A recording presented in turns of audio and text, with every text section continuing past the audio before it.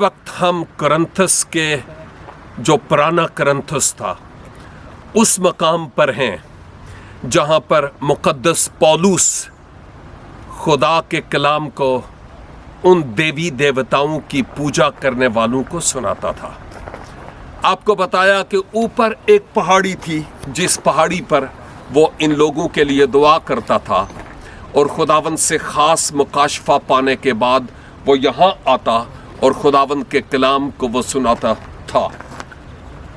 ये भेमा या भीमा असल में मैं समझता हूँ ये रेमा है। रेमा कलाम जो खुदा करता था पौलुस के साथ और पौलुस लोगों से करता था। लेकिन इसके साथ साथ में आपकी खिदमत में एक रेफरेंस भी पढ़ना चाहता हूँ। उम्मीद है कि आप उसके ज़रिया से भी खूब बरकत पाएंगे। और ये जो रेफरेंस है रसूलों के आमाल की किताब और उसके 18 बाब में है। और उस 18 बाब में आप हैरान होंगे कि पौलुस रसूल क्या कहता है।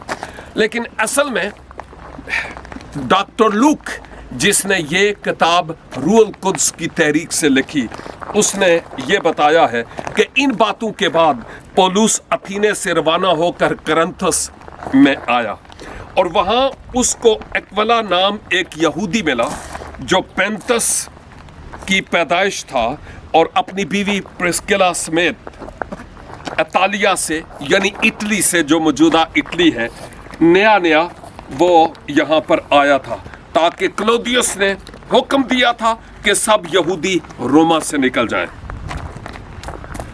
बस वो उनके पास आया यानी पौलुस रसूल उनके पास और चूंकि उनका हम पेशा था यानी प्रिस्का और एक्विला की बात हो रही है उनका हम पेशा था इसलिए यहाँ पर हम देखते हैं उनके साथ रहा और वो काम करने लगे और उनका जो पेशा था वो खैमा अंदोजी था।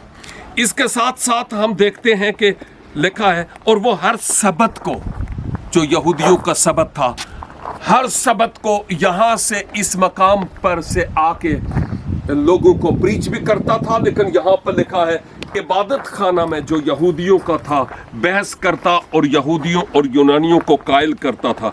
और जब सीलास और तिमोथियस मकेदुनिया से आए तो पौलुस कलाम सुनाने के जोश से मजबूर होकर यहूदियों के आगे गवाही दे रहा था कि यीशु ही मसीह है। जब लोग मुखालफत करने और कुफ्र बकने लगे तो उसने अपने कपड़े झाड़ कर उनसे कहा तुम्हारा खून तुम्हारी गर्दन पर, मैं पाक हूँ। अब से गैर कौमों के पास जाऊंगा। पास वहाँ से चला गया और तीतस यूस्तस नाम एक खुदा प्रस्त के घर गया जो इबादत खाना से मिला हुआ था। और इबादत खाना का सरदार क्रिस्पस अपने तमाम घराने समेत खुदावंद यीशु मसीह पर ईमान लाया और बहुत से कुरंती ये सुनकर ईमान लाए और बपतिस्मा लिया। एक बात जो मैं करना चाहता हूं वो ये है कि देखिए मुक़द्दस पौलुस बड़ी दिलेरी के साथ इवन यहाँ पर जहाँ बुत परस्ती का गढ़ था बड़ी दिलेरी के साथ खुदावंद के पाक कलाम को सुनाता था।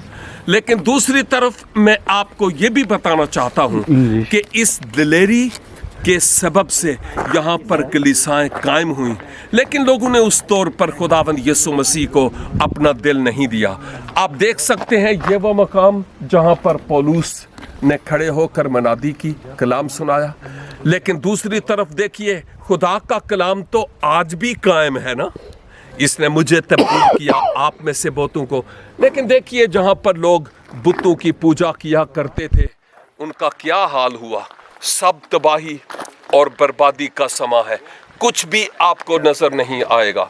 यहाँ पर बहुत बड़ी जगह है और इस सारी जगह पर वीरानी और बर्बादी के अलावा कुछ नहीं है।